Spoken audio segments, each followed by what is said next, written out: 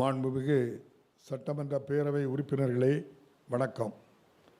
நடந்து முடிந்த சட்டமன்ற தேர்தலில் தமிழ்நாட்டு மக்களால் தேர்ந்தெடுக்கப்பட்டு 16வது சட்டமன்ற பேரவையின் முதல் கூட்டத்தொடரில் இங்கு கூடியிருக்கும் அனைத்து உறுப்பினர்களுக்கும் எனது வாழ்த்துக்களை தெரிவித்துக் கொள்கின்றேன்.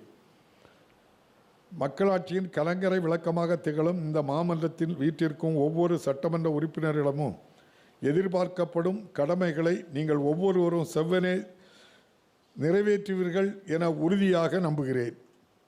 அண்ணல் அம்பேத்கர் அவர்கள் வகுத்த இந்திய அரசியலமைப்பு சட்டத்தின் முகப்புரையில் இறையாண்மையும் சமத்துவ சமுதாயமும் மதச்சார்பின்மையும் கொண்ட மக்களாட்சியின் மாண்பு அமையப்பெற்ற குடியரசாக இந்தியா மலர வேண்டும் என குறிப்பிடப்பட்டுள்ளது. தமிழ்நாட்டு மக்கள் எடுத்த தீர்க்கமான முடிவால் இந்த தேர்தலில் திராவிட முன்னேற்றக் கழகம் தலைமையிலான மதசார்பற்ற முற்போக்கு கூட்டணி பெற்றுள்ள மகத்தான வெற்றி இந்த நோக்கத்திற்கு எடுத்துக்காட்டு.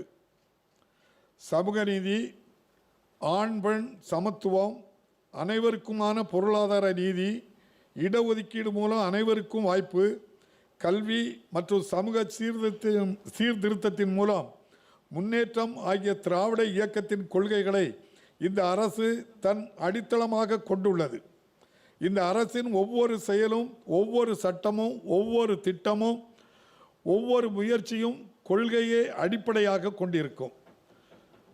தமக்கு வாக்களித்தோர் என்றும் வாக்களிக்காதோர் என்றும் எந்த பாரபட்சமும் இன்றி தமிழ்நாட்டு மக்கள் அனைவருக்குமான அரசாக இந்த அரசு எப்போதும் செயல்படும். அனைவரையும் ஒருங்கிணைத்து செல்லும் இந்த அரசின் நெறிமுறைக்கு ஏற்ப தொடர்புடையோர் அனைவரையும், அனைத்து தரப்பு மக்களையும், சட்டமன்ற பேரவையில் உள்ள அரசியல் கட்சிகளையும் கலந்து ஆலோசித்து கோவிட் பெருந்தொற்றினை எதிர்கொள்வது குறித்து இந்த அரசு திட்டமிட்டுள்ளது. திராவிட இயக்கத்தின் மகத்தான தலைவர் மாண்புமிகு முன்னாள் முதலமைச்சர் முத்தமிழறிஞர் டாக்டர் கலைஞர் கருணாநிதி அவர்கள் மறைந்து ஏறக்குறைய 3 ஆண்டுகளுக்கு பிறகு இந்த அரசு பதவியேற்றுள்ளது. இந்த மாமன்றத்தின் 60 ஆண்டுகள் அரும்பணியாற்றிய ஓர் ஒப்பற்ற தலைவராக அவர் திகழ்ந்தார். அவர் நம்முடன் இன்று இல்லை என்றாலும் அவருடைய கொள்கைகள் இந்த அரசை எப்போதும் வழிநடத்தி செல்லும். மக்களாட்சியின் மாண்பின் மீது அவர் கொண்டிருந்த அசைக்க முடியாத நம்பிக்கையை தொடர்ந்து பின்பற்றும் வகையில் ஓர் உண்மையான குடியரசின் உயிர் நாடியாக விளங்கும் நமது மக்களாட்சியின் அடித்தளத்தை வலுப்படுத்த தேவையான அனைத்து நடவடிக்கைகளையும் இந்த அரசு மேற்கொள்ளும். மாநிலங்களுக்கு சுயாட்சி என்ற தனது தலையாய இலக்கினை எட்டவும், அரசியலமைப்பு சட்டத்தின் வழிமுறைகளை பின்பற்றி உண்மையான கூட்டாட்சி தத்துவத்தை நிலைநிறுத்தவும் இந்த அரசு உறுதியாக உள்ளது. வலுவான மாநில அரசுகள் மூலமாகவே ஒரு வலிமையான ஒன்றிய அரசை உருவாக்கிட முடியும். இந்த அரசு மாநிலங்களின் உரிமைகளை பாதுகாப்பதில் உறுதியாக நிற்பதுடன் மாநில அரசுகளின் உரிமைகள் மீறப்பட்டால் அரசியலமைப்பின் துணையோடு அதை கடுமையாக எதிர்க்கும். அதே நேரத்தில் உறவுக்கு கை கொடுப்போம், உரிமைக்கு குரல் கொடுப்போம் என்ற கொள்கைக்கு ஏற்ப நாட்டை வளர்ச்சி பாதையில் இட்டு செல்லும் கூட்டு முயற்சியாளர்களாக ஒன்றிய அரசுடன் தொடர்ந்து நல்லுறவை பேணும். இந்த அரசு பதவியேற்ற பின் மாண்புமிகு முதலமைச்சர் திரு மு.க. ஸ்டாலின் அவர்கள் புதுடெல்லி சென்று கொரோனா தடுப்பு நடவடிக்கைகளுக்கு தமிழக அரசுக்கு தேவைப்படும் உதவிகள் தமிழ்நாடு அரசின் கொள்கை கோட்பாடுகளின் அடிப்படையில் ஒன்றிய அரசிடம் வலியுறுத்த வேண்டிய பிரச்சனைகள், தமிழ்நாட்டின் எதிர்கால வளர்ச்சிக்கு தேவைப்படும் முக்கிய திட்டங்கள் ஆகியவற்றை விளக்கி ஒன்றிய அரசின் உதவியை கோரும் பல்வேறு கோரிக்கைகளை மாண்புமிகு பிரதமர் அவர்களை நேரில் சந்தித்து அளித்தார்கள். இந்த கோரிக்கைகள் குறித்து ஆய்ந்து தமிழ்நாடு அரசிற்கு தேவைப்படும் உதவிகளை ஒன்றிய அரசு செய்யும் என நம்புகிறோம்.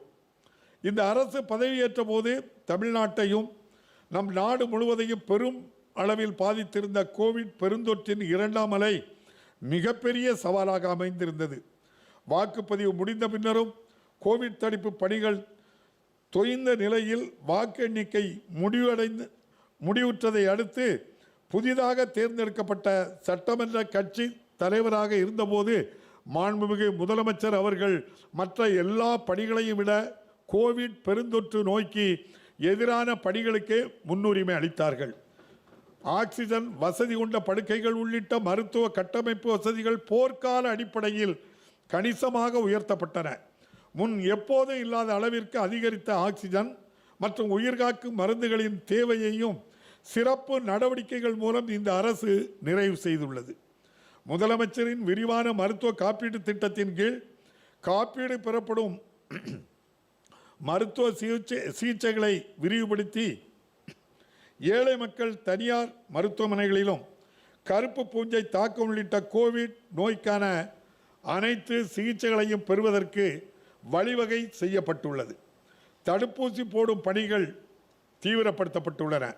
தடுப்பூசி போட்டுக்கொள்ள மக்களிடையே தயக்க இருந்த சூழ்நிலையை அறவே மாறி தற்போது தமிழ்நாட்டில் தடுப்பூசி போடும் மக்களின் எண்ணிக்கை கணிசமாக உயர்ந்துள்ளது.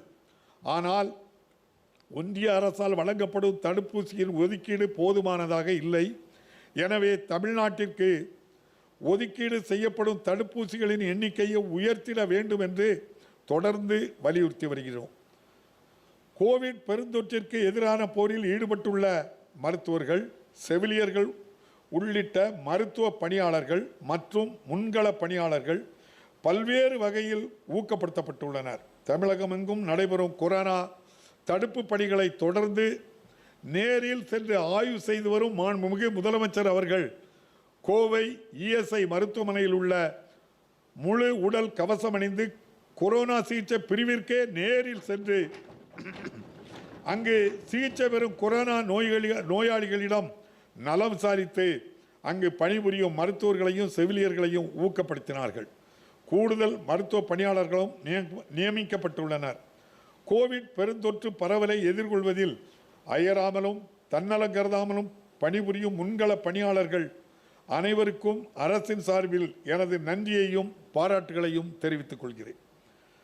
மாண்புமிகு முதலமைச்சர் அவர்களின் சிறப்பான முயற்சியினால் கோவிட் பெருந்தொற்று பரவலுக்கு எதிரான போரில் சமுதாயத்தின் அனைத்து பிரிவினரும், புலம்பெயர் சமுதாயத்தினரும், தமிழர் சமுதாயத்தினரும் ஊக்கத்துடன் ஒன்று திரண்டுள்ளனர்.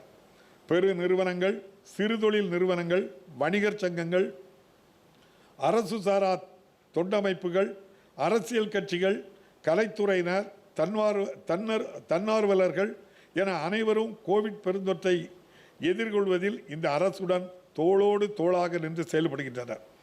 இதுவரை முதலமைச்சர் பொது நிவாரண நிதிக்கு 335.01 கோடி ரூபாய் நிதியுதவி பல்வேறு தரப்பில் குவிந்துள்ளது.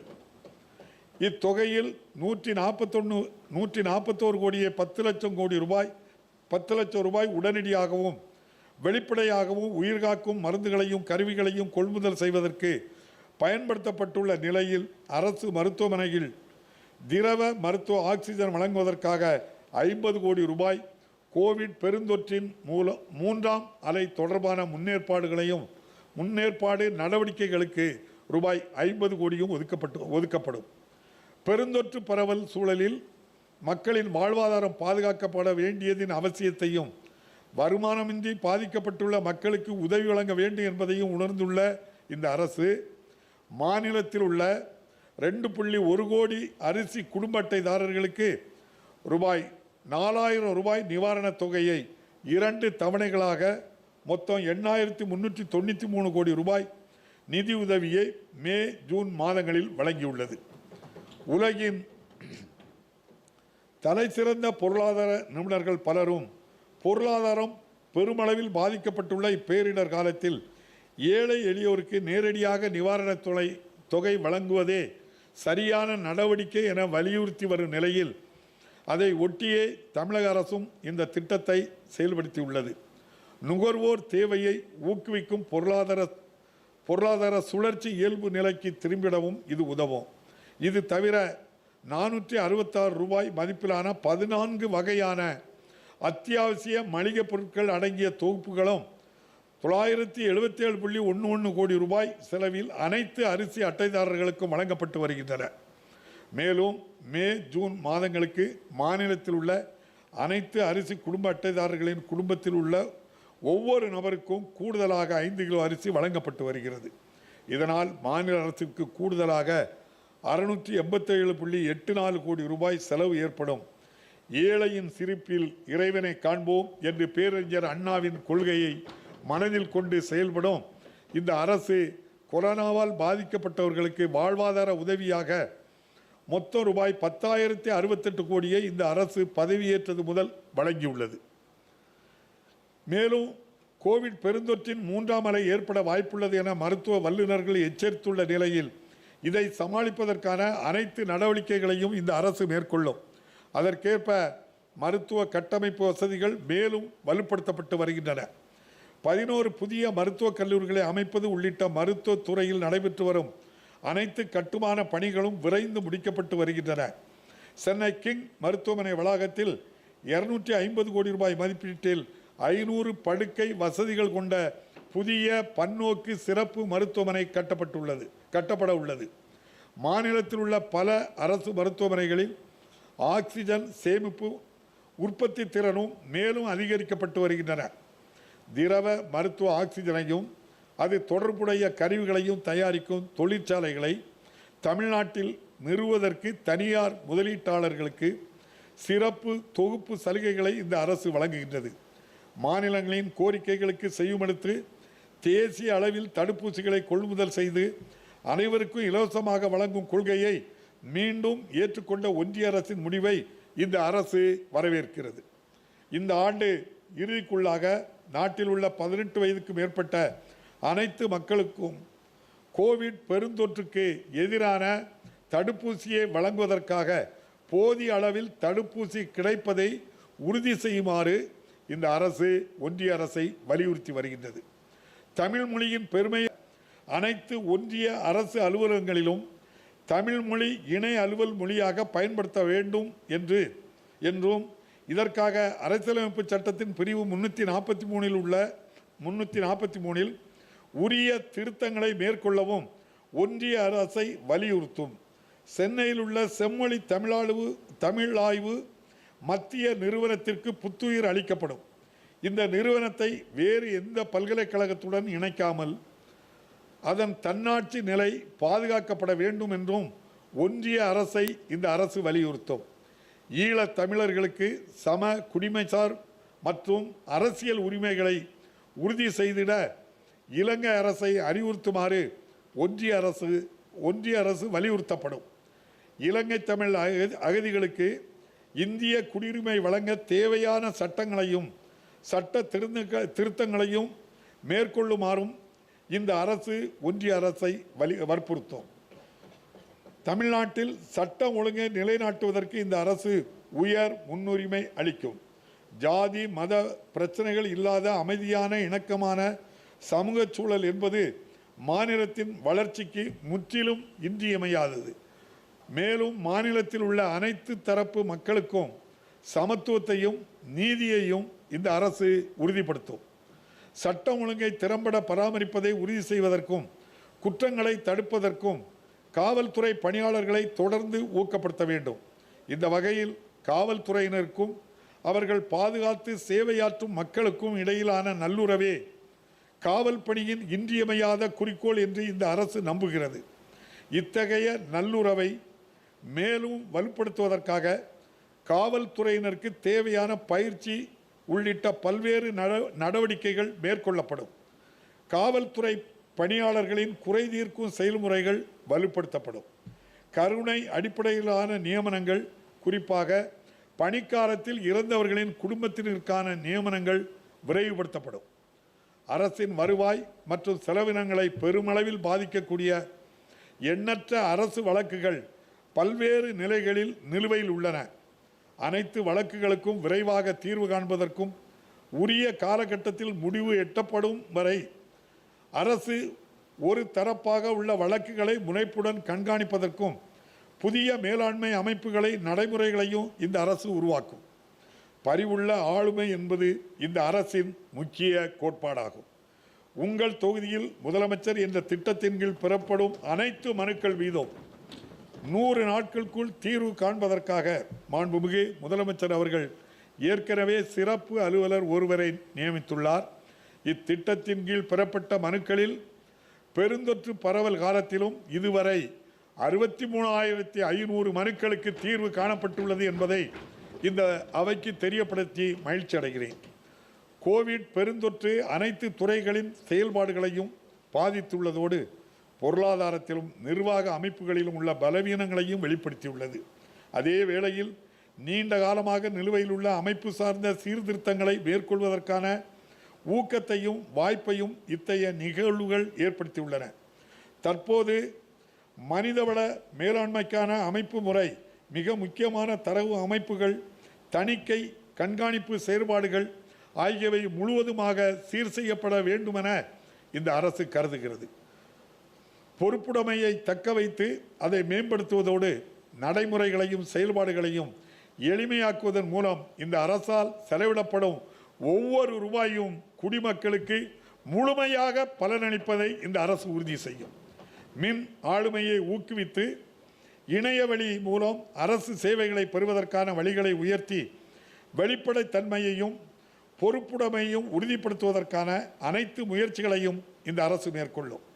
எங்கும் எப்போதும் அரசு சேவைகள் பொதுமக்கள் இணையவழி வாயிலாக உடனுக்குடன் பெறுவதற்கு வழி செய்யப்படும்.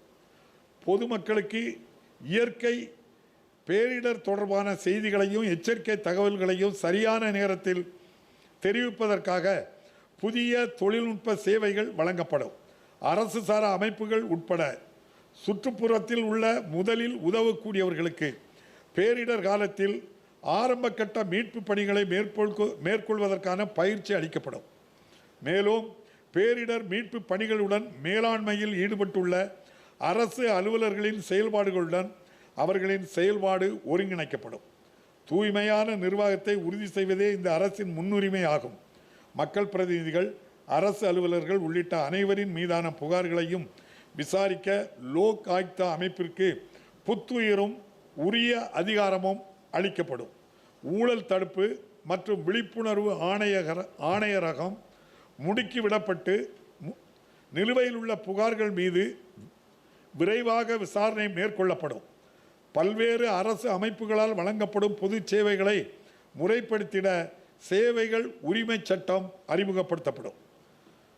பொருளாதார ஏற்றத்தாழ்வுகளும் இடைவெளிகளும் அதிக அளவில் இருக்கும்போது சமூக நீதி சாத்தியமல்ல. எனவே அனைவரையும் உள்ளடக்கிய வளர்ச்சி என்பதே இந்த அரசின் முழு நோக்கமாகும். வளர்ச்சியும் முன்னேற்றமும் பொருளாதார அமைப்பின் உச்சியில் இருப்பவர்களுக்கு மட்டுமல்லாது சமுதாயத்தில் அனைவருக்கும் பலனளிக்க வேண்டும் என்பதே இந்த அரசின் குறிக்கோள்.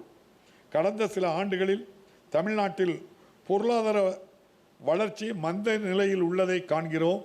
இந்த போக்கை மாற்றி அமைப்பதற்கான அனைத்து முயற்சிகளையும் இந்த அரசு மேற்கொள்ளும். வரும் சில ஆண்டுகளுக்கு மட்டும் கிடைக்கக்கூடிய மனித வளத்தின் பலன்களை முழுமையாக பயன்படுத்தி விரைவான பொருளாதார வளர்ச்சியை அடைய முற்படுவோம். இந்த வளர்ச்சி இலக்குகளை எட்டுவதற்கான பாதையை வகுத்து தமிழக அரசிற்கு தகுந்த ஆலோசனைகளை வழங்கிட முதலமைச்சருக்கான பொருளாதார ஆலோசனை குழு ஒன்று அமைக்க இந்த அரசு முடிவு செய்துள்ளது. அமெரிக்காவின் மசாசூசெட்ஸ் தொழில்நுட்ப கழகத்தின் பேராசிரியரும் நோபல் பரிசு பெற்றவருமான எஸ்தர் டஃபாலோ, இந்திய ரிசர்வ் வங்கியின் முன்னாள் ஆளுநர் பேராசிரியர் ரகுராம் ராஜன், ஒன்றிய அரசின் முன்னாள் தலைமை பொருளாதார ஆலோசகர் டாக்டர் அரவிந்த் சுப்பிரமணியன், பொருளாதார நிபுணர் பேராசிரியர் ஜான் ட்ரீஸ், முன்னாள் ஒன்றிய நிதி செயலாளரான டாக்டர் எஸ் நாராயணன் ஆகிய உலகின் தலைசிறந்த பொருளாதார அறிஞர்கள் இந்த குழுவில் உறுப்பினர்களாக இருப்பார்கள். இக்குழுவின் பரிந்துரைகளின் அடிப்படையில் மாநிலத்தின் பொருளாதாரத்தை மீண்டும் எழுச்சி பெற செய்து பொருளாதார வளர்ச்சியின் பயன்கள் அனைத்து தரப்பினரையும் சென்றடைவதற்கு இந்த அரசு உறுதி செய்யும். தமிழ்நாட்டின் நிதிநிலை கவலைக்குரியதாக இருக்கும் சூழ்நிலையில் மாநிலத்தின் நிதிநிலையை மேம்படுத்துவது இந்த அரசின் தலையாய கடமையாகும். இந்த வகையில் மாநிலத்தின் ஒட்டுமொத்த கடன் சுமையை குறைக்கவும் நிதிநிலையை மேம்படுத்தவும் இந்த அரசு முழு கவனம் செலுத்தும். இதன் முதல் கட்டமாக தமிழ்நாட்டின் நிதிநிலையின் தற்போதைய உண்மையான நிலையை விளக்கும் வெள்ளை அறிக்கை ஒன்று ஜூலை மாதத்தில் வெளியிடப்படும். இதன் மூலம் தமிழ்நாட்டு மக்களுக்கு மாநில நிதிநிலையின் விவரங்கள் முழுமையாக தெரிவிக்கப்படும். துல்லியமான புள்ளி விவரங்களின் அடிப்படையிலேயே அனைத்து முடிவுகளும் எடுக்கப்பட வேண்டும் என்று இந்த அரசு நம்புகிறது. குறிப்பாக துறைகளுக்கிடையே போதிய நிதி ஒதுக்கீடு செய்வதில் இம்முறை கடைபிடிக்கப்பட வேண்டும். இவ்வாறு புள்ளி விவரங்களின் அடிப்படையில் முடிவெடுப்பது பொதுமக்களின் பார்வையில் அரசு செயல்பாட்டின் வெளிப்படை தன்மையை உயர்த்தும். பன்னாட்டு நிதி நிறுவனங்களின் நிதி உதவியுடன் செயல்படுத்தப்படும் திட்டங்கள் உள்ளிட்ட பல திட்டங்கள் இந்த அடிப்படையிலேயே மேற்கொள்ளப்படும். நம் நாட்டின் முதுகெலும்பாக திகழும் விவசாயிகளின் முக்கியத்துவத்தை போற்றும் வகையில் இந்த அரசு வேளாண்மை துறையை வேளாண்மை மற்றும் உழவர் நலத்துறை என பெயர் மாற்றம் செய்துள்ளது. விவசாய உற்பத்தியாளர்கள் குழுக்கள், உழவர் நல சங்கங்கள், வல்லுநர்களின் முனைப்பான பங்களிப்புடன் கூடிய புதிய தொழில்நுட்பங்கள், பயிரிடுவதற்கான புதிய முறைகள், வேளாண்மை நவீனமயமாக்கல் ஆகியவற்றிற்கு தொடர்ந்து முக்கியத்துவம் அளிக்கப்படும். விவசாயிகளின் வருவாயை உயர்த்துவதற்காக கால்நடை பராமரிப்பு, இயற்கை வேளாண்மை, தோட்டக்கலை பயிர்களை பயிரிடுதல் போன்ற வேளாண் தொடர்புடைய செயல்பாடுகள் ஊக்குவிக்கப்படும். வேளாண்மை உற்பத்தியை பெருக்கவும் விவசாயிகளின் நலனை பாதுகாக்கவும் ஆண்டுதோறும் வேளாண்மைக்கென்று தனியாக ஒரு நிதிநிலை அறிக்கை தாக்கல் செய்யப்படும். மாண்புமிகு முன்னாள் முதலமைச்சர் முத்தமிழறிஞர் கலைஞர் அவர்களால் தொடங்கப்பட்ட உழவர் சந்தைகளுக்கு புத்துயிர் அளிக்கப்பட்டு மாநிலம் முழுவதும் அத்தகைய உழவர் சந்தைகள் அமைக்கப்படும். விவசாயிகளின் நலனை பாதுகாப்பதற்காக அரசின் மேற்பார்வையில் கிராமப்புற சந்தைகள் உருவாக்கப்படும். கோவிட் பெருந்தொற்றை கட்டுப்படுத்துவதற்காக அமுல்படுத்தப்பட்ட ஊரடங்கு காலத்தில் வாகனங்கள் மூலம் மக்களுக்கு அவர்கள் வீட்டிலேயே காய்கறிகளும் பழங்களும் விற்பனை செய்யப்பட்டன. பொதுமக்களிடையே பெருமளவில் வரவேற்பை பெற்ற இத்திட்டத்தை விரிவுபடுத்தி தொடர்ந்து செயல்படுத்தப்படும்.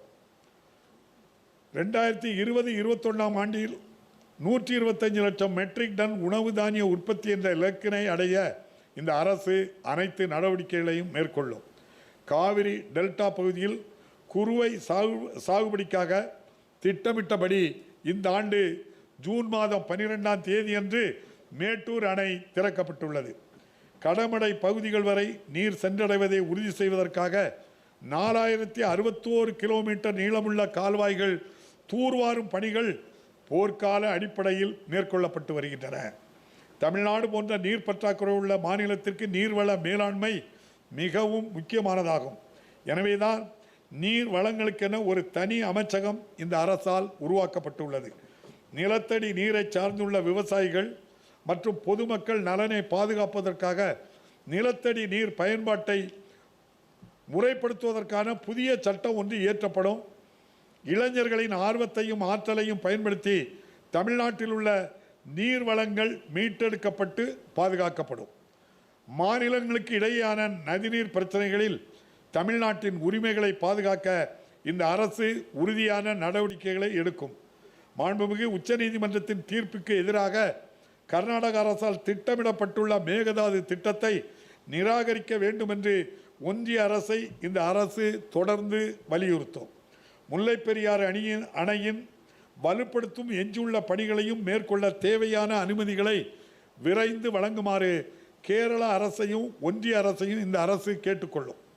மாண்புமிகு முன்னாள் முதலமைச்சர் முத்தமிழறிஞர் கலைஞர் அவர்கள் 2009ஆம் ஆண்டு பிப்ரவரி மாதம் 9ஆம் தேதி அன்று திருச்சி கரூர் இடையே மாயனூரில் காவிரி நதியின் குறுக்கே கட்டளை கதவணை கட்டுவதற்காக அடிக்கல் நாட்டி காவேரி குண்டாறு இணைப்பு திட்டத்தை தொடங்கி வைத்தார்கள்.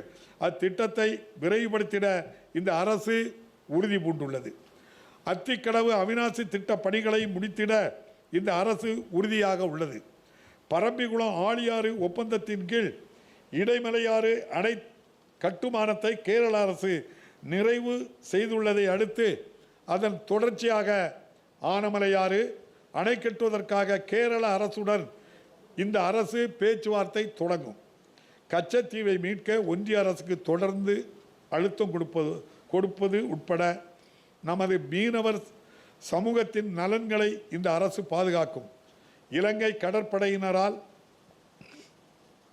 பலமுறை தமிழக மீனவர்கள் தாக்கப்படுவது, கைது செய்யப்படுவது, உயிரிழப்பு ஏற்படுவது போன்ற நிகழ்வுகளுக்கு நிரந்தர தீர்வு காண ஒன்றிய அரசை இந்த அரசு வலியுறுத்தும்.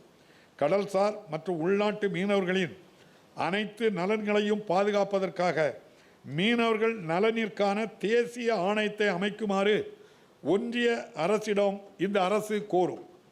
இந்த அரசு பிறப்பித்த முதல் 5 ஆணைகளில் ஒன்றாக நடுத்தர வகுப்பினருக்கு பெரும் பயனளிக்கும் வகையில் ஆவின் பாலின் சில்லறை விற்பனை விலையை லிட்டருக்கு 3 ரூபாய் குறைக்கப்பட்டுள்ளது. இதனால் ஆவின் நிறுவனத்தின் தினசரி பால் விற்பனையை ஏறத்தாழ 1.5 லட்சம் லிட்டர் அளவுக்கு உயர்ந்துள்ளது. ஒவ்வொரு குடும்ப அட்டைதாரருக்கும் விலையில்லா அரிசி தொடர்ந்து வழங்கப்படும். குடும்ப அட்டை கோரி விண்ணப்பிக்கும் தகுதி வாய்ந்த அனைத்து நபர்களுக்கும் 15 நாட்களுக்குள் ஸ்மார்ட் கார்டு வழங்கப்படும். கடந்த 2007ஆம் ஆண்டு மாண்புமிகு முன்னாள் முதலமைச்சர் முத்தமிழறிஞர் கலைஞர் அவர்களால் தொடங்கப்பட்ட சிறப்பு பொது விநியோக திட்டத்தின் கீழ் பருப்பு, பாமாயில் மற்றும் சர்க்கரை போன்ற பொருட்களின் கொள்முதல் முறைப்படுத்தப்பட்டுள்ளது. இதனால் அரசுக்கு கணிசமான அளவில் நிதி சேமிப்பு ஏற்பட்டுள்ளது. சமூக நிலையிலும் கல்வி நிலையிலும் பின்தங்கிய மாணவர்களுக்கு நீட் தேர்வு ஏற்படுத்தியுள்ள பாதிப்புகள் குறித்து ஆராய நீதியரசர் ஏ.கே. ராஜன் அவர்களது தலைமையில் ஒரு குழுவை இந்த அரசு அமைத்துள்ளது. இக்குழுவின் பரிந்துரைகளை பெற்று தமிழ்நாட்டில் நீட் தேர்வால் மாணவர்கள் பாதிப்படையாமல் இருக்க தேவையான சட்டங்களை நிறைவேற்றி அத்தகைய சட்டங்களுக்கு மாண்புமிகு குடியரசுத் தலைவரின் ஒப்புதல் பெற உரிய நடவடிக்கைகளை இந்த அரசு மேற்கொள்ளும். அண்ணா நூற்றாண்டு நூலகம் புது பொலிவு பெறும் வகையில் புனரமைக்கப்படும். மாண்புமிகு முன்னாள் முதலமைச்சர் முத்தமிழறிஞர் கலைஞர் அவர்கள் பெயரில் 70 கோடி ரூபாய் செலவில் மதுரையில் சர்வதேச தரத்திலான நவீன பொது நூலகம் கட்டும் பணிகள் விரைவில் தொடங்கப்படும். அனைத்து குழந்தைகளுக்கும் கல்வி கிடைத்திட இந்த அரசு இடையறாத முயற்சிகளை மேற்கொள்ளும். அரசு பள்ளிகளில் பயிலும் அனைத்து குழந்தைகளுக்கும் தரமான கல்வியை வழங்குவதற்கு உயர் முக்கியத்துவம் அளிக்கப்படும்.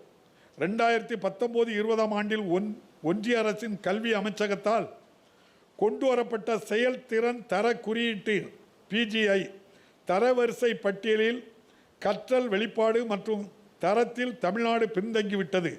எனவே இதில் அதிக கவனம் செலுத்தி முதலிடத்தை பெறுவதற்கான அனைத்து முயற்சிகளையும் இந்த அரசு மேற்கொள்ளும். குழந்தைகள் தொடர்ந்து கல்வி கற்பதை உறுதி செய்வதற்காக ஓர் இலக்குசார் திட்டம் செயல்படுத்தப்படும். பெருந்தொற்று காலத்தின் போது ஏற்பட்டுள்ள கற்றல் இழப்பை சரி செய்யும் வகையில் தகவல் தொடர்பு தொழில்நுட்பத்தை பயன்படுத்தி மாணவர்களுக்கு புத்தாக்க பயிற்சிகள் வழங்கப்படும். கோவிட் பெருந்தொற்று காலத்தின் போது மக்களின் வாழ்க்கையையும் அவர்களின் வாழ்வாதாரத்தையும் பாதுகாப்பது இந்த அரசினுடைய முதன்மையான பணியாகும். அதன்படி இயன்ற வரையில் நிலையான இயக்க நடைமுறைகளுக்கு இணங்க தொழிற்சாலைகளும் வணிக நிறுவனங்களும் செயல்பட அனுமதிக்கப்பட்டுள்ளன. அமைப்பு சாரா தொழிலாளர்கள் நல வாரியங்களின் செயல்பாடு வலுப்படுத்தப்பட்டு வாரிய உறுப்பினர்களுக்கு தேவைப்படும் காலத்தில் உதவி கிடைப்பதை இந்த அரசு உதவி செய்யும். திறன் மேம்பாட்டு பயிற்சி வாயிலாக வேலை வாய்ப்புகளையும் சுய வேலை வாய்ப்புகளையும் உயர்த்தும் நோக்கத்துடன் சிறப்பு திட்டங்கள் செயல்படுத்தப்படும். பல்வேறு அரசு துறைகளின் திறன் மேம்பாட்டு பயிற்சி திட்டங்கள் தமிழ்நாடு திறன் மேம்பாட்டுக் கழகம் மூலமாக சிறப்பாக ஒருங்கிணைக்கப்படும். கோவிட் பெருந்தொற்றால் கடுமையாக பாதிக்கப்பட்டுள்ள தொழில் நிறுவனங்களை விரைவாக மீட்டெடுக்க பல்வேறு நடவடிக்கைகளை இந்த அரசு மேற்கொண்டுள்ளது. சிறு கடன் பெற்றுள்ளவர்களுக்கு கடனை திரும்ப செலுத்துவதற்கு குறிப்பிட்ட காலத்திற்கு விலக்கு அளிப்பது குறித்து ஒன்றிய அரசு மற்றும் ரிசர்வ் வங்கியின் கவனத்திற்கு மாண்புமிகு முதலமைச்சர் அவர்கள் எடுத்து சென்றுள்ளார்கள். இந்த பெருந்தொற்று காலத்தின் போது குறு சிறு மற்றும் நடுத்தர தொழில் நிறுவனங்களுக்கு நிவாரணங்களை மிக விரைவாக அரசு வழங்கியுள்ளது. மேலும் மாநில அரசிடமிருந்து பெறப்படும் மூலதனம் மற்றும் வட்டி மானியங்களை விடுவிக்கும் நடைமுறைகளை விரைவுபடுத்தியதன் மூலம் கூடுதல் நிதி அளிக்கப்பட்டுள்ளது. தமிழ்நாடு சிறுதொழில் வளர்ச்சி கழகத்திற்கு நிலுவைத் தொகை செலுத்துவதற்கான கால அளவும் 15 சட்ட ரீதியான உரிமங்களை புதுப்பிப்பதற்கான கால அளவும் நீட்டிக்கப்பட்டுள்ளன. நிதி நிறுவனங்களிலிருந்து கடன் பெறும்போது சொத்து ஆவணங்களை அடமானம் வைக்கும் பத்திரப்பதிவின் மீதான முத்திரை தீர்வையை செலுத்துவதிலிருந்து அளிக்கப்படும் விலக்கை இந்த ஆண்டு டிசம்பர் மாதம் வரையில் அரசு நீடித்துள்ளது. தொழில் நிறுவனங்களின் பணியாளர்களால் செலுத்தப்பட வேண்டிய தொழில் வரியை செலுத்துவதற்கான கால அளவும் 3 மாதத்திற்கு நீட்டிக்கப்பட்டுள்ளது. தொழில்துறையில் தொழில் மேம்பாட்டினை உறுதிப்படுத்துவதும் மாநிலத்தின் அனைத்து பகுதிகளிலும் அனைத்து துறைகளிலும் பன்முக தொழில் வளர்ச்சியை உறுதி செய்வதும் தமிழ்நாட்டின் தொழில் கொள்கையின் நோக்கங்களாகும். சிறு குறு மற்றும் நடுத்தர தொழில்கள் நிறுவனங்களை மீட்டெடுப்பதற்கான திட்டங்களை வகுப்பதற்காக தொழிலதிபர்கள், வங்கியாளர்கள், நிதித்துறை வல்லுநர்கள், அரசு அலுவலர்கள் ஆகியோர் அடங்கிய நிபுணர் குழு அமைக்கப்படும். தென் மாவட்டங்களில் தொழில் வளர்ச்சிக்கு தேவையான திட்டங்களை வகுக்க நீதியரசர் ரத்னவேல் பாண்டியன் அவர்களுக்கு தலைமையில் குழு அமைத்து அதன் பரிந்துரையின்படி மாண்புமிகு முன்னாள் முதலமைச்சர் முத்தமிழறிஞர் கலைஞர் அவர்கள் எடுத்த நடவடிக்கைகள் போன்றே சென்னை கன்னியாகுமரி தொழில் பெருவழியிலும் காரிடார், சென்னை பெங்களூரு தொழில் பெருவழியிலும் அமைந்துள்ள தொழில் வளர்ச்சி குறைவாக உள்ள வட மாவட்டங்களில் அதிக வேலைவாய்ப்புகளை ஏற்படுத்தக்கூடிய தொழில் நிறுவனங்களை தொடங்குவதற்கான அனைத்து நடவடிக்கைகளையும் இந்த அரசு எடுக்கும். மாநிலத்தில் உள்ள அனைத்து மின் நுகர்வோருக்கும் தடையின்றி மின்சாரம் வழங்குவதை உறுதி செய்வது இந்த அரசின் முக்கிய நோக்கமாகும். கடந்த சில ஆண்டுகளில் இருந்த தவறான நிர்வாகத்தால் தமிழ்நாடு மின் உற்பத்தி மற்றும் பகிர்மான கழகமும் தமிழ்நாடு மின் தொடரமைப்பு கழகமும் கடுமையான நிதி நெருக்கடியை எதிர்கொண்டுள்ளன. இவ்விரு கழகங்களின் நிதிநிலை மற்றும் நிர்வாக கட்டமைப்பு குறித்து விரிவான ஆய்வு மேற்கொள்ளப்படும்.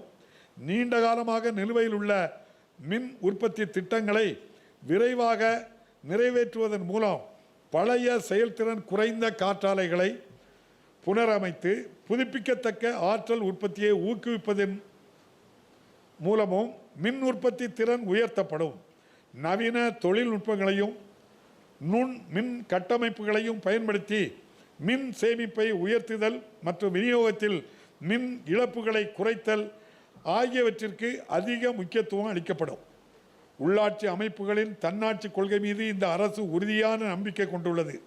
இதன் அடிப்படையில் மாநிலத்தில் உள்ள ஊரக மற்றும் நகர்ப்புற உள்ளாட்சி அமைப்புகளுக்கு இந்த அரசு புத்துயிர் அளிக்கும். 2016ஆம் ஆண்டில் நடைபெற இருந்த உள்ளாட்சி அமைப்புகளின் தேர்தல்கள் 9 மாவட்டங்களில் உள்ள ஊரக உள்ளாட்சி அமைப்புகளிலும் அனைத்து நகர்ப்புற உள்ளாட்சி அமைப்புகளிலும் நடைபெறவில்லை. முன்னர் மேற்கொள்ளப்பட்ட எல்லை வரைவு அனைத்து வகையிலும் முறையாக இருப்பதை உறுதி செய்த பின்னர் கோவிட் பெருந்தொற்றின் தீவிரம் குறைந்தவுடன் இந்த தேர்தல்கள் நடத்துவதற்கான உரிய நடவடிக்கைகள் மேற்கொள்ளப்படும். ஊரக வீட்டு வசதி, குடிநீர் வழங்கல், தெருவிளக்கு, சாலை வசதி, நீர்நிலைகள் மறு செறிவூட்டல் போன்ற பணிகளுக்கு முக்கியத்துவம் அளிக்கப்படும். நகர்ப்புற மற்றும் கிராமப்புற பகுதிகளில் உள்ள ஒவ்வொரு வீட்டிற்கும் குடிநீர் வழங்குவது இந்த அரசின் தலையாய முன்னுரிமையாக இருக்கும். கிராமப்புற நகர்ப்புற பகுதிகளில் மேற்கொள்ளப்பட்டு வரும் ஏழை எளியோருக்கான வீடுகளின் கட்டுமான பணிகளை விரைவாக முடிப்பதில் இந்த அரசு கவனம் செலுத்தும். வீடுகளை ஒதுக்கீடு செய்வதற்காக கண்டறியப்பட்டுள்ள அனைத்து தகுதி வாய்ந்த பயனாளிகளுக்கும் வீடுகள் வழங்கப்படும். மாநிலத்தில் உள்ள பெரிய நகரங்களில் நெருக்கடியை குறைப்பதற்காக புறநகர் பகுதிகளில் நவீன வசதிகளுடன் துணை நகரங்கள் உருவாக்கப்படும். மாநிலம் முழுவதும் உள்ளடக்கும் வகையில் மண்டலம் வாரியான திட்டங்கள் வகுக்கப்படும். அனைத்து தரப்பினருடன் உரிய ஆலோசனைகளை மேற்கொண்டு சென்னைக்கான 3வது பெருந்திட்டத்தை தயாரிக்கும் உரிய காலமான 2026ஆம் ஆண்டிற்கு முன்னரே அப்பணி முடிக்கப்படும். சென்னைக்கு அருகில் இருந்த 42 உள்ளாட்சி அமைப்புகளை சென்னை மாநகராட்சியுடன் இணைத்து மாநகர எல்லைகள் விரிவாக்கப்பட்டன. இணைக்கப்பட்ட பகுதிகளின் அடிப்படை கட்டமைப்புகளில் இன்னும் உரிய முன்னேற்றம் ஏற்படவில்லை. எனவே இணைக்கப்பட்ட பகுதிகளில் இந்த அடிப்படை கட்டமைப்பு வசதிகள் மேம்படுத்தப்படும். மாண்புமிகு முதலமைச்சர் அவர்கள் சென்னை மாநகராட்சியின் மேயராக இருந்தபோது சென்னை மாநகரத்தை சிங்கார சென்னையாக மாற்ற பல்வேறு நடவடிக்கைகள் எடுக்கப்பட்டன. இந்த வகையில் சென்னையில் மாநகர கட்டமைப்பை நவீன சர்வதேச தரத்திற்கு உயர்த்திடும் வகையில் சிங்கார சென்னை 2.0 என்னும் புதிய திட்டம் செயல்படுத்தப்படும். நகர்ப்புற நிர்வாக திறனை மேம்படுத்துவதற்காகவும் போக்குவரத்து மற்றும் குடிநீர் வழங்கல் உள்ளிட்ட முக்கிய துறைகளில் குடிமக்களுக்கு சேவைகளை சிறப்பாக வழங்கவும் ஒரு புதிய மாதிரி திட்டம் உருவாக்கப்படும். வெள்ள கட்டுப்பாடு முறைகளை வகுக்கவும், வெள்ளத்தால் ஏற்படும் பாதிப்புகளை குறைக்கவும், வெள்ள நீர் வடிகால்களை வடிவமைக்கவும், சுற்றுச்சூழல், நகர திட்டமிடல், பேரிடர் மேலாண்மை ஆகிய துறைகளின் வல்லுநர்களை உள்ளடக்கிய சென்னை பெருநகர வெள்ள நீர் மேலாண்மை குழு அமைக்கப்படும். நெடுஞ்சாலை கட்டமைப்புகளின் தரத்தை உயர்த்துவதற்கு முன்னுரிமை அளிக்கப்படும். முக்கியமான நெடுஞ்சாலைகளை மேம்படுத்தவும், அகலப்படுத்தவும், வலுப்படுத்தவும் தேவையான திட்டம் வகுக்கப்படும். அனைத்து முக்கிய நகரங்களுக்கும் புறவழிச்சாலைகள் அமைக்கப்படும். கடந்த ஆண்டுகளில் காரணமின்றி நிறுத்தி வைக்கப்பட்ட மதுரவாயில் சென்னை துறைமுகம் வரையிலான உயர்மட்ட சாலை திட்டப் பணிகளை விரைவுபடுத்த தேவையான நடவடிக்கைகளை எடுக்கப்படும். 2009ஆம் ஆண்டில் மாண்புமிகு முன்னாள் முதலமைச்சர் முத்தமிழறிஞர் கலைஞர் அவர்களின் தலைமையிலான அரசு சென்னை மெட்ரோ ரயில் திட்ட பணிகளை தொடங்கியது. சென்னை மெட்ரோ ரயில் திட்டத்தின் 2ஆம் கட்ட பணிகள் விரைவாக நிறைவேற்றப்படுவதை இந்த அரசு உறுதி செய்யும். இத்திட்டத்தின் முதல் கட்டத்தை போலவே 50% என்ற செலவு பகிர்வு அடிப்படையில் ஒன்றிய அரசு தங்களுடைய பங்கு மூலதனத்திற்கு ஒப்புதலை விரைவாக வழங்க வேண்டும் என்று இந்த அரசு வலியுறுத்தும். மதுரை, திருச்சிராப்பள்ளி, சேலம் ஆகிய மாவட்டங்களில் பெருந்திரள் விரைவு போக்குவரத்து அமைப்புகளுக்கான சாத்தியக்கூறுகள் ஆய்வு செய்யப்படும். மாநிலத்தின் பேருந்து போக்குவரத்து அமைப்பை நவீனமயமாக்குவதற்கு திறம்பட செயல்படுத்தப்படுவதற்கும் இந்த அரசு உறுதியாக உள்ளது. பெண்களுக்கும், மாற்றுத்திறனாளிகளுக்கும், திருநங்கைகளுக்கும் அனைத்து சாதாரண நகர பேருந்துகளில் கட்டணமில்லா பயணத்திற்கான திட்டத்தை மாண்புமிகு முதலமைச்சர் அவர்கள் தொடங்கி வைத்துள்ளார். இந்த வரலாற்று சிறப்புமிக்க திட்டத்தின் மூலம் பொருளாதார செயல்பாடுகளில் பெண்களின் பங்களிப்பும் பொது போக்குவரத்தை பயன்படுத்துவோரின் பங்களிப்பும் அதிகரிக்கும். தமிழ்நாட்டின் சுற்றுலா திறனை முழுமையாக வெளிக்கொணரும் வகையில் ஒரு பெரும் திட்டம் நடப்பாண்டில் வெளியிடப்படும். பழங்கால கோட்டைகளும் அரண்மனைகளும் பழமை மாறாமல் புதுப்பிக்கப்பட்டு பாரம்பரிய சுற்றுலா ஊக்குவிக்கப்படும். தமிழ்நாட்டின் இந்து சமய மற்றும் அறக்கட்டளை சட்டம் நம் நாட்டிற்கே ஒரு முன்மாதிரி சட்டமாக விளங்குகிறது. கோயில்களின் நிர்வாகத்தில் வெளிப்படைத்தன்மையும் பொறுப்புடைமையும் முன்னிறுத்த இந்த அரசு உறுதி பூண்டுள்ளது. கோயில்களின் நிதி, நிலங்கள் மற்றும் சொத்துக்கள் பாதுகாக்கப்படும். அனைத்து முக்கிய இந்து கோயில்களிலும் பக்தர்களுக்கான வசதிகளை மேம்படுத்துவதற்கும் கோயில்களின் பராமரிப்பை செம்மைப்படுத்துவதற்கும் பிற ஆலோசனைகளை வழங்குவதற்கும் மாநில அளவிலான ஓர் உயர்மட்ட ஆலோசனை குழு மீண்டும் அமைக்கப்படும். பெண்களின் நல்வாழ்வு, மேம்பாடு மற்றும் முன்னேற்றம் தொடர்பான பல்வேறு சிறப்பு திட்டங்களை இந்த அரசு செயல்படுத்தும். மகப்பேறு, உடல்நலம் மற்றும் புற்றுநோய் கண்டறிதல் போன்ற நடவடிக்கைகள் மூலமாக பெண்களின் உடல்நலனை மேம்படுத்துவதில் தனி கவனம் செலுத்தப்படும். பணிபுரியும் இடங்களில் பெண்களுக்கு எதிரான குற்றங்கள் தடுப்பு, இணையவழி குற்றங்கள் மற்றும் குடும்ப வன்முறைகளிலிருந்து பாதுகாப்பு ஆகியவற்றிற்கு உயர் முக்கியத்துவம் வழங்கப்படும். வேலைவாய்ப்புகளில் பெண்களின் பங்களிப்பை அதிக அளவில் ஊக்குவிக்கும் பொருட்டு பணிபுரியும் மகளிருக்கான விடுதிகள் மாவட்டந்தோறும் நிறுவப்படும். தமிழ்நாட்டின் மகளிர் சுய உதவி குழுக்களுக்கு பயன் தரக்கூடிய நிதி சேவைகளை ஒருங்கிணைப்பதன் மூலம் மகளிர் சுய உதவி குழு இயக்கத்திற்கு புத்துயிர் அளிக்கப்படும். சுய உதவி குழுக்களின் பொருளாதார செயல்பாடுகளை உயர்த்துவதற்காக அவர்களுக்கு வங்கி கடன் வழங்கும் வழிவகைகள் வலுப்படுத்தப்படும். இணையவழி வணிகம் உட்பட மகளிர் சுய உதவி குழுக்கள் தயாரிக்கும் பொருட்களை விற்பனை செய்வதற்கான வசதிகளையும் இந்த அரசு செம்மைப்படுத்தும். யாதும் ஊரே யாவரும் கேளீர் என்ற கணியன் பூங்குன்றனாரின் வரிகளுக்கு ஏற்ப உயிர்ப்புள்ள தமிழ் சமூகத்தில் இணைந்திட இந்தியாவின் அனைத்து பகுதிகளிலிருந்தும் உலகின் பல்வேறு நாடுகளிலிருந்தும் மக்களை இவ்வரசு வரவேற்கும். அதே நேரத்தில் தமிழ்நாட்டு மக்களுக்கு, குறிப்பாக தமிழ் வழியில் பயின்றவர்களுக்கும் அரசு பள்ளியில் பயின்றவர்களுக்கும் அரசு பதவிகளுக்கான வேலைவாய்ப்பில் முன்னுரிமை கொடுக்கப்படுவதை இந்த அரசு உறுதி செய்யும். இந்த நோக்கத்திற்கு மாறாக கடந்த காலங்களில் பிறப்பிக்கப்பட்ட ஆணைகளை மாற்றி அமைக்கவும் ரத்து செய்யவும் தேவையான நடவடிக்கைகள் விரைவாக மேற்கொள்ளப்படும். தமிழ்நாட்டில் உள்ள ஒன்றிய அரசு அலுவலகங்களிலும் பொதுத்துறை நிறுவனங்களிலும் தமிழ்நாட்டைச் சேர்ந்தவர்களுக்கு பணி நியமனத்தில் முன்னுரிமை அளிக்கப்பட வேண்டும் என்று ஒன்றிய அரசிடம் இந்த அரசு வலியுறுத்தும். சமூக நீதியின் லட்சியங்களை பாதுகாத்திடவும் சமூக மற்றும் கல்வி ரீதியாக பின்தங்கிய பிரிவினரின் முன்னேற்றத்தை பாதுகாத்திடவும் இந்த அரசு எப்போதும் பாடுபடும். 100 ஆண்டுகளை கடந்து நிற்கும் தமிழ்நாட்டின் இடஒதுக்கீட்டு கொள்கை காலத்தை வென்று சமூக நீதியை உறுதி செய்துள்ளது. இந்த வகையில் தற்போது தமிழ்நாட்டில் வழங்கப்படும் 69% இடஒதுக்கீடு தொடர்ந்து பாதுகாக்கப்படும்.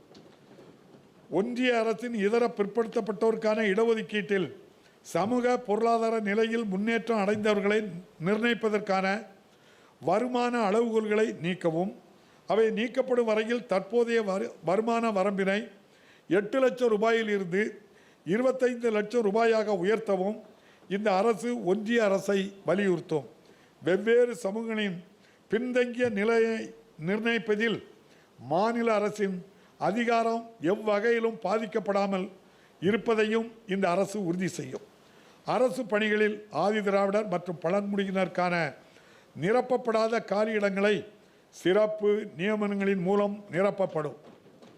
பழங்குடியினர் சான்றிதழ்களை வழங்கும் செயல்முறை எளிமைப்படுத்தப்பட்டு விரைவுபடுத்தப்படும். திட மற்றும் திரவ கழிவு மேலாண்மையில் நவீன தொழில்நுட்பங்களையும் கருவிகளையும் பயன்படுத்தி தூய்மை பணியாளர்களுக்கு பாதுகாப்பான சுகாதாரமான பணிச்சூழல் உருவாக்கி தரப்படும். கல்வி முன்னேற்றம், பொருளாதார மேம்பாடு மற்றும் வீட்டு வசதிகளை சிறுபான்மையினர் எளிதில் பெறுவதற்கான திட்டங்களை சச்சார் குழுவின் பரிந்துரைகளை அடிப்படையாக கொண்டு இந்த அரசு திறம்பட செயல்படுத்தும். உரிய நிர்வாக மற்றும் சட்ட ரீதியான நடவடிக்கைகள் மூலமாக வக்ஃபு வாரியத்தின் நிலங்கள் பாதுகாக்கப்படும். மாற்றுத்திறனாளிகளின் நலனை உறுதி செய்வதற்கு இந்த அரசு அளிக்கும் முக்கியத்துவத்தை குறிக்கும் வகையில் மாற்றுத்திறனாளர் நலன் தொடர்பான துறையை மாண்புமிகு முதலமைச்சர் அவர்கள் தன் பொறுப்பிலேயே வைத்து கொண்டு உள்ளார்கள். மாற்றுத்திறனாளிகளுக்கான உரிமைகள் சட்டம் 2016 விதிகள் திறம்பட நடைமுறைப்படுத்தப்படும். இவர்களுக்கான பராமரிப்பு, மறுவாழ்வு மற்றும் ஆதரவளிக்கும் திட்டங்களின் பயன்கள் சரியாக சென்றடைவதை உறுதி செய்வதற்காக அதிக இடங்களில் களப்பணியாற்றிடும் வகையில் மாற்றுத்திறனாளிகள் நலத்துறை வலுப்படுத்தப்படும். 2008ஆம் ஆண்டில் மாண்புமிகு முன்னாள் முதலமைச்சர் முத்தமிழறிஞர் கலைஞர் அவர்கள் 3ஆம் பாலினத்தவருக்கு திருநங்கைகள் என முதலில் பெயரிட்டார்கள். திருநங்கைகளுக்கு நலவாரியத்தை அமைத்து அதன் மூலம் நலத்திட்டங்களை செயல்படுத்தினார்கள். திருநங்கைகளின் வாழ்க்கையையும் வாழ்வாதாரத்தையும் மேம்படுத்த வேலைவாய்ப்பு பெறுவதற்கும் தொழில் தொடங்குவதற்கு ஏற்ற வகையில் திறன் பயிற்சி அளிக்கப்படும். விளையாட்டு போட்டிகளில் பங்கேற்பது தனிநபர் மற்றும் சமூகத்தின் உடல் மற்றும் மனநிலைகளை மேம்படுத்துகிறது. ஒலிம்பிக் போட்டிகள் மற்றும் சர்வதேச போட்டிகளில் அதிக பதக்கங்களை வெல்வதற்கு தேவையான உயர்மட்ட செயல்திறன் பயிற்சி, ஊக்கத்தொகை, போட்டிகளில் பங்கேற்பதற்கான பயண செலவுகள் ஆகியவை நமது மாநிலத்தைச் சேர்ந்த விளையாட்டு வீரர்களுக்கு வழங்கப்படும். அரசு துறைகளில் விளையாட்டு வீரர்களுக்கான ஒதுக்கீட்டின் கீழ் விளையாட்டு வீரர்களின் பணி நியமனம் திறம்பட செயல்படுத்தப்படும். அரசின் நலத்திட்டங்களை மக்களிடம் சேர்ப்பதில் அரசு அலுவலர்களின் பங்கினை இந்த அரசு முழுமையாக உணர்ந்துள்ளது. அனைத்து அரசு அலுவலர்கள் மற்றும் ஓய்வூதியர்களின் நலனை இந்த அரசு தொடர்ந்து பாதுகாக்கும். அரசு அலுவலர்கள் மற்றும் ஓய்வூதியர்களுக்கான புதிய காப்பீடு திட்டத்தின் பலன்கள் மேலும் உயர்த்தப்பட்டு செயல்படுத்தப்படும். எதிர்நோக்கியுள்ள அனைத்து சவால்களையும் வென்று திறம்பட நிர்வாகத்தை வழங்குவதற்கும் மாநிலத்தில் மாநிலத்தில் உள்ள அனைத்து துறைகளிலும் பொருளாதார வளர்ச்சியை மீண்டும் ஊக்குவிப்பதற்கும் இந்த அரசு உறுதி பூண்டுள்ளது. சமூக நீதி மற்றும் பொருளாதார வளர்ச்சியின் பயன்கள் சமூகத்தின் அனைத்து பிரிவினரையும் சென்றடைவதை மக்களுக்கான இந்த அரசு உறுதி செய்யும். மாநிலத்தின் மக்களுக்கு அளிக்கப்பட்ட வாக்குறுதிகளை நிறைவேற்றுவதற்காக இந்த அரசை செயல்படுத்த விரும்பும் பல்வேறு கொள்கை திட்டங்களை இந்த உரையில் நான் எடுத்துரைத்துள்ளேன். இது போன்ற பல நல்ல திட்டங்கள் எதிர்வரும் வரவு செலவு திட்டத்திலும் இடம்பெறும். நமது மாநிலத்தின் மக்கள் மிகப்பெரிய எதிர்பார்ப்புகளுடன் வாக்களித்து இந்த மாமன்றத்திற்கு உங்கள் ஒவ்வொருவரையும் தேர்ந்தெடுத்துள்ளனர். நீங்கள் அனைவரும் இந்த எதிர்பார்ப்புகளை நிறைவு செய்யும் வகையில் கடினமாக உழைப்பீர்கள் என நம்புகிறேன். மேலும் தமிழ்நாடு சட்டமன்றத்தின் மகத்தான மரபுகளுக்கு ஏற்ப விவாதங்களிலும் கலந்துரையாடல்களிலும் ஆக்கப்பூர்வமாக பங்களிப்பீர்கள் என்பதில் எனக்கு எந்த சந்தேகமும் இல்லை. எல்லோருக்கும் எல்லாம் என்ற மாபெரும் சமூக நீதி தத்துவத்தின் அடிப்படையில் அனைவருக்குமான அரசாக இந்த அரசு இயங்கும். ஒரு கட்சியின் அரசாக இல்லாமல் மக்களின் அரசாக நடைபோடும். அனைத்து மக்களும் சேர்ந்து எமது அரசு என்று பெருமையோடு நெஞ்சு நிறைந்து சொல்லும் வகையில் இந்த அரசு தனது பயணத்தை தொடங்கும். தந்தை பெரியார் காண விரும்பிய சுயமரியாதை சமூகமாகவும் உரிமை பெற்ற மக்களாகவும் எல்லா வளமும் கொண்ட மாநிலமாகவும் தமிழ்நாட்டை மாற்றுவதற்கு இந்த அரசு உறுதியேற்றுள்ளது. திராவிட சித்தாந்தத்தின் ஒப்பற்ற தலைவர், நவீன தமிழ் சமுதாயத்தை செதுக்கிய சிற்பி முத்தமிழறிஞர் கலைஞர் அவர்கள் வகுத்தளித்த பாதையில் தொடர்ந்து பீடு நடை போட்டு இந்தியாவின் அனைத்து மாநிலங்களும் தலை நிமிர்ந்து நோக்கும் வகையில் தமிழ்நாட்டை உயர்த்தி காட்டுவோம். இந்தியாவின் ஈடு இணையற்ற மாநிலம் இன்ப தமிழ்நாடுதான் என்பதை நிரூபித்து காட்டுவோம். அதற்கு உங்கள் ஒவ்வொருவரின் ஒத்துழைப்பையும் வேண்டி விரும்பி கேட்டுக்கொண்டு இந்த உரையை நிறைவு செய்கிறேன். நன்றி, வணக்கம். தண்ணி